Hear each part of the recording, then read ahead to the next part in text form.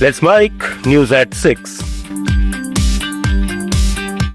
भारतीय शेयर बाजार आज उतार चढ़ाव भरा सत्र देखने के बाद हरे निशान पर बंद हुआ।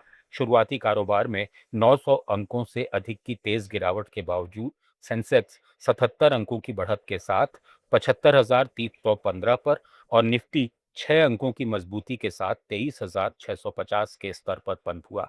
टॉप गेनर्स में भारती एयरटेल करीब 2% ऊपर रहा, जबकि लूजर्स में टाटा स्टील 3% टूटा। बाजार में आई इस वापसी से निवेशकों को कुछ राहत मिली है, हालांकि वैश्विक संकेतों पर नजर बनी हुई है। इधर डॉलर के मुकाबले भारतीय रुपया आज पहली बार 96.18 के स्तर पर पहुंच गया। मिडिल ईस्ट में बढ़ते तनाव के बीच रुपया 20 पैसे कमजोर होकर इस रिकॉर्ड निचले स्तर पर आया है। इससे पहले ये 95.98 के आसपास कारोबार कर रहा था। विदेशी मुद्रा बाजार में डॉलर की मजबूती और वैश्विक अनिश्चितता के चलते रुपए पर दबाव बना हुआ है। ये गिरावट महंगाई बढ़ा सकती है और अर्थव्यवस्था के कई क्षेत्रों पर असर डाल सकती है। झवेरी बाजार में सोने और चांदी के दामों में गिरावट दर्ज की गई। India Boolean and jewellers association के मुताबिक 1 किलो चांदी 1722 रुपए सस्ती होकर 2,67,000 रुपए पर आ गई, जबकि 10 ग्राम 24 कैरेट सोना 389 रुपए गिरकर 1,58,000 रुपए पर पहुंच गया। इस साल अब तक सोना 24,000 और चांदी 37,000 रुपए महंगी हो चुकी है। 31 दिसंबर 2025 को 10 ग्राम सोना 1,33,000 रुपए पर था, जो अब 1,58,000 रुपए पर पहुंच गया है। चांदी की कीमत भी 2,30,000 से बढ़कर 2,67,000 रुपए प्रति किलो हो गई है। इस दौरान सोने ने 1,76,000 और चांदी ने 3,86,000 रुपए का ऑल टाइम हाई भी छुआ था। नागालैंड में अल्पसंख्यक कल्याण योजनाओं को आम जन तक पहुंचाने के प्रयास में अल्पसंख्यक मामलों के निदेशालय ने मोकोकचुंग में एक जागरूकता और संवेदनशीलता कार्यक्रम किया।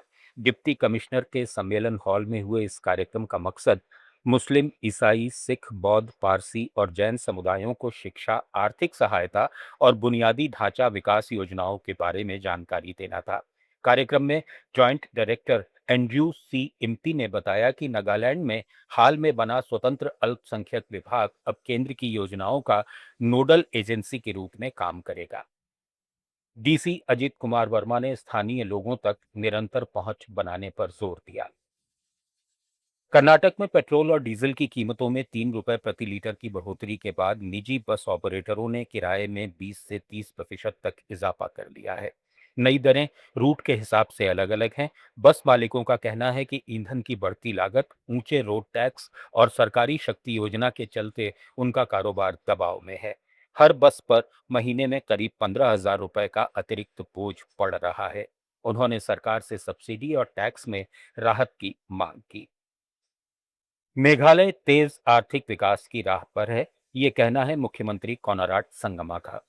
दिल्ली में north east India infrastructure summit and exhibition के कर्टेन रेजर कार्यक्रम में उन्होंने कहा कि पिछले 5 साल में राज्य की अर्थव्यवस्था दोगुनी हो गई है, जबकि 2018 के बाद पूंजी निवेश 4 गुना बढ़ा है।